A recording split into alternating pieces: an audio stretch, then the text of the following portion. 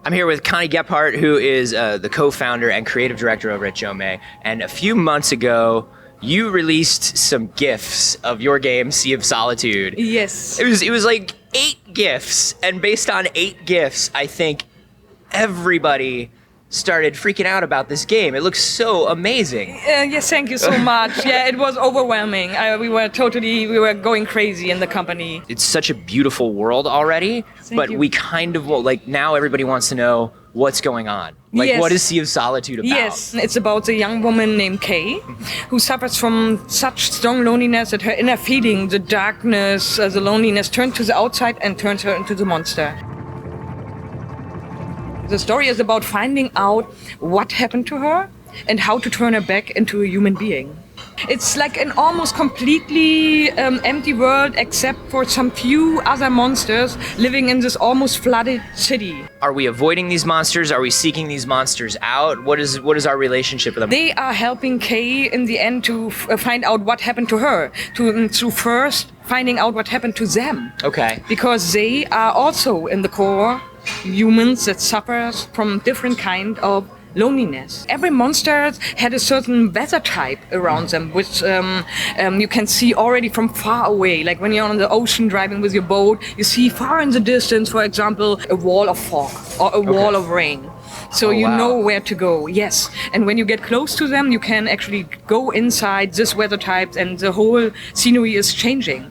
Like, for example, also the boat itself carries a weather. The sunny weather is connected to the boat, to Kay's boat. Okay. And when you swim outside of the sunny weather, the danger of the environment change.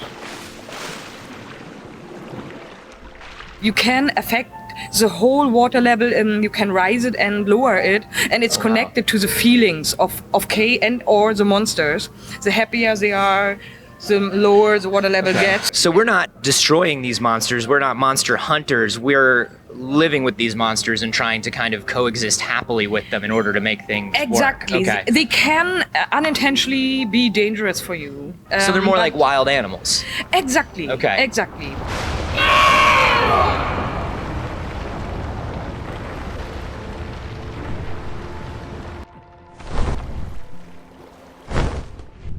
But the core is to find out through buried memories which are laying on the water, on the ground of the ocean, to find out what happened to these monsters, and they are somehow connected to you. So you also find out what happens to you, what happened to Kay. I love this because this is such an exploration-based game, and it feels like you're making such a grounded world. I definitely get that feeling where it's more about interacting with the environment than it is about, you know, there are these big moments of kind of confrontation or interaction. Well, we have it. Yeah. We are still early in the production, and I don't want to spoil everything by now, but we have interaction with the monsters. They help you to progress, and they can also stop you unintentionally from progressing. But it's Yeah.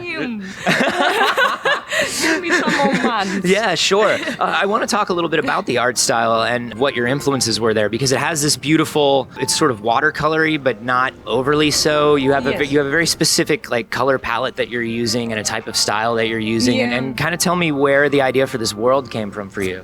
Yeah, I'm originally a comic artist, and I really am into like mangas and the Japanese art, and I fell in love with Ghibli, and I also love like all the Japanese games, like Silent Hill and all these creepy games also. So all these mixtures, because we have this happy scenery, like the sunny weather, but we also have like creepy parts. Yeah. It will be like a mixture between Ghibli and Silent Hill, art-wise, but also from the feeling. Oh man, I love that. That's so good.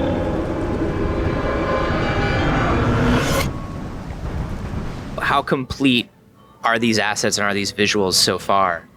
They are work in progress. Yeah.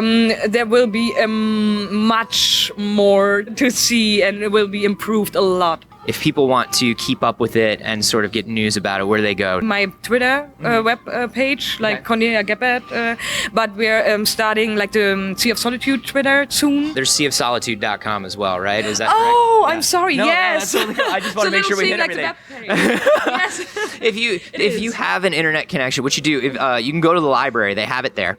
You can log on. You can use CompuServe, and you go to AOL keyword Sea of Solitude.